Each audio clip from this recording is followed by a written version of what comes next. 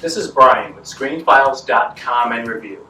What I'm looking at today is 2022's The Batman, directed by Matt Reeves. And if you're familiar with Matt Reeves' name at all, it's probably due to the Planet of the Apes movies he directed, which were very well received.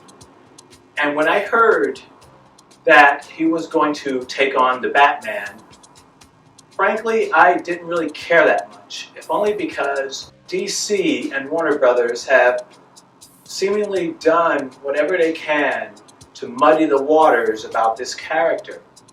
First you had Christopher Nolan's three-movie interpretation, which were overall good. The third was kind of weak, but overall they were pretty good.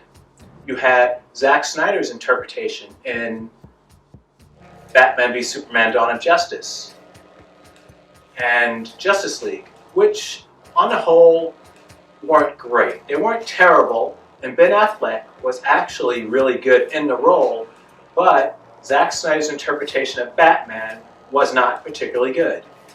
And we have now Matt Reeves. What stuck with me was learning that this movie was going to last almost 3 hours. And that really bothers me because I think a lot of times directors are very self-indulgent, and what they do becomes very precious to them, which is to say they don't know when to cut. And I had a feeling that that would be the case with the Batman. And surprisingly, I was wrong. It works well. It doesn't feel like, I don't know, how I felt watching Dune, which is to say I enjoyed it for the most part, but I really wanted the movie to end. I didn't feel that way with the Batman. I really enjoyed it. Robert Pattinson also makes a good Batman. And this surprised me, though thinking about it, perhaps I shouldn't have been, because this interpretation of Batman is interesting because first off, they didn't do the whole origin story. You don't need it. I don't know why filmmakers feel the need to repeat it. Zack Snyder did it, and it's a waste of time. He could have used that time, I don't know, explaining why he vanished for how many ever years and came back as really mean and vindictive. That would have been a better use of that time instead of wasting it. So Matt Reeves doesn't spend any time on Batman's origin, which he shouldn't.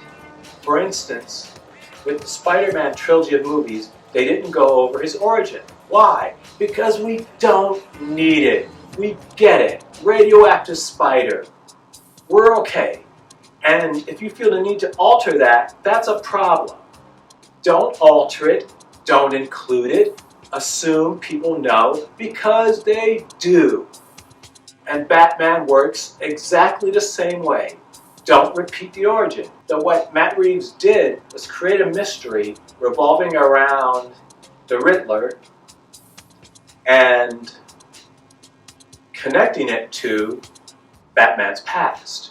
So that was interesting. And I mentioned earlier that I enjoyed Robert Pattinson's Batman. And the reason I did was that he comes off as intimidating. Now, I don't necessarily think Robert Pattinson is intimidating as a person. And I don't think he's very intimidating in that costume. But the point being, people treated him as if he were intimidating. And that worked. It made this Batman quite unlike versions we've seen before, which is to say he's very intimidating, he's very odd, and people don't think highly of him. And it was good to see that. The costume he wore was bulletproof, which means that he gets shot a lot. Though I would have liked that the narrative had somehow explained why this was happening. In the sense that if you're wearing bulletproof vests made of Kevlar, you can't reuse them. And he appeared in the movie to have some type of armored suit, but I wish the narrative explained how that was happening. He wears enough armor to be proof against shotguns and other types of weapon, but it's also light enough that a small winch can pull him up at very high speeds. It doesn't really make sense, but then again, I'm kind of picking nits. As I said, it works really well. And this Batman is also very grounded, which is to say that if he flies, it's more based in logic. For instance, there's a scene where he jumps off a building and flies. Well, actually, more so, glides. And his costume turned into something you've probably seen base jumpers in movies wear. Now, the thing is, I don't know how well that would work in a city environment. Those are very dependent upon being very high up. Was he high up enough that it would work? I have no idea. It's interesting, but I'm kind of doubting the logic of it. But again, I'm picking nits. This is a really good version of Batman. And it kind of bothers me that, being typical DC, they've already made a decision to not include other characters within his sphere, which means Matt Reeves' Batman, like Nolan's, will exist outside the DCEU proper. This is lazy.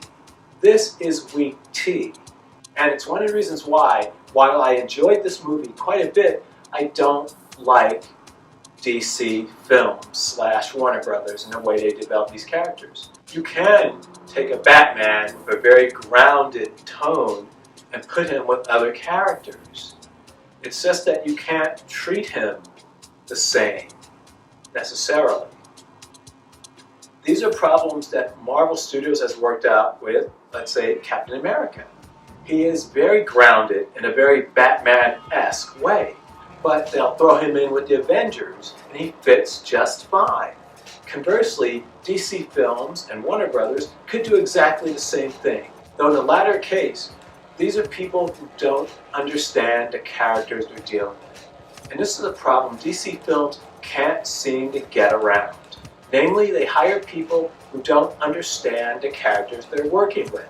So, for instance, you can have DC Films developing a movie based on the Wonder Twins before you get a second Superman movie. And I don't consider Batman v Superman Dawn of Justice a Superman movie. Sure, Superman was in it, but he was mainly a placeholder. He was not a great character. The Zack Snyder treatment of Superman has been pretty bad. Batman, not so great either, though not quite as bad as Superman. So, DC just doesn't know what they're doing, and it's a pity.